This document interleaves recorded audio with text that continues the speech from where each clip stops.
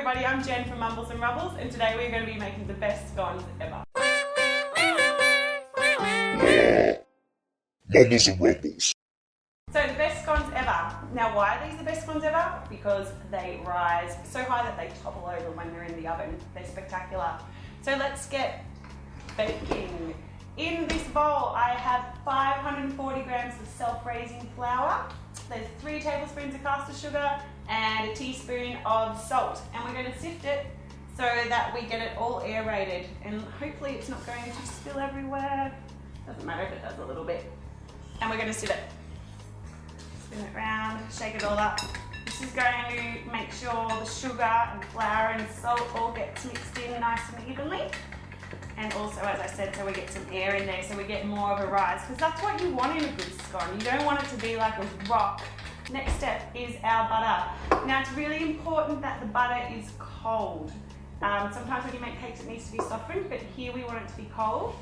And we're going to put it into our flour and we're going to rub it in and get really dirty with our fingers here. Takes a while, it's a little bit hard. Now we only want to rub the butter in so it's about half rubbed in. We really want big chunks of butter in there because when we put it in the oven, it's actually going to create steam inside the scone, which is going to help it to rise. So take a look at my flour and butter mixture here. I've only half mixed it in and you can see how I've still got some chunks of flour in there. And that's good. Now we're going to add in our cream and natural yogurt. We're actually using natural yogurt. Some people use lemonade, some people use milk. I like this, it's nice and rich and gives your scone a real nice taste and texture. So pour that in. By the way, that's 300 mils of cream and 100 grams of yogurt. Then once you've had your liquid ingredients, get your Nurple spatula and mix it up. We're just going to mix it up a little bit with the spatula and then we're going to get our hands in there again.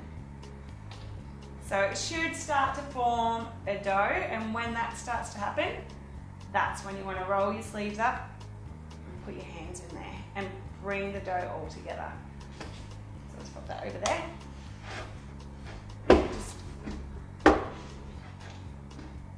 Should be quite sticky. And then we're going to tip it out onto a lightly floured workbench. Plonk your dough onto your lightly floured work surface and just bring it all together. If you find it's too dry, like you can see how it's all falling apart there, I just keep a bowl of cold water beside me and just add it as I need it to bring it together. Get your rolling pin and this is where we whack the dough. So get it and just pound it down. Whoops, my baking trays are a bit noisy. So then you're going to fold your dough in half, bring it back, twist it a quarter and bang it again. And you're going to do that 4 times.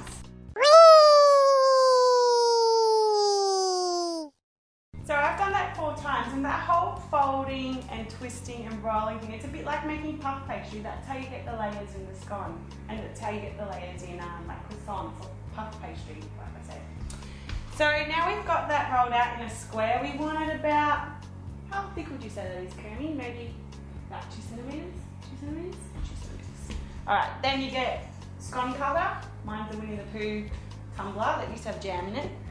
And just put it in some flour there and start cutting out your scones. Sometimes they get a bit stuck. So once you've cut out one lot of scones, get your dough back together in a ball and put all the scraps together and just whack it out again and repeat the process. Look at these little beauties all cut out and ready. We're just going to lay them on a tray like this so that they're almost touching.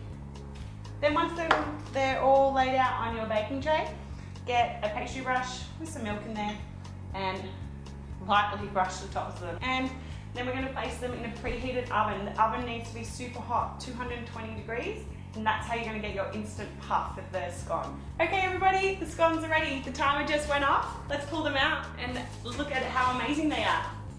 Hey, look at that! You can see all the layers, how they've separated, that's from folding the dough and twisting and refolding. And you repeated that step about 4 times. So, as you can see here, I've got all my friends come around for afternoon tea because that's the best thing to do with scones.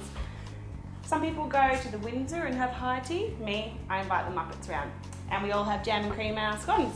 So while we eat, why don't you go jump online, go to mumblesandrumbles.com, get the recipe, invite your friends over and have afternoon tea together.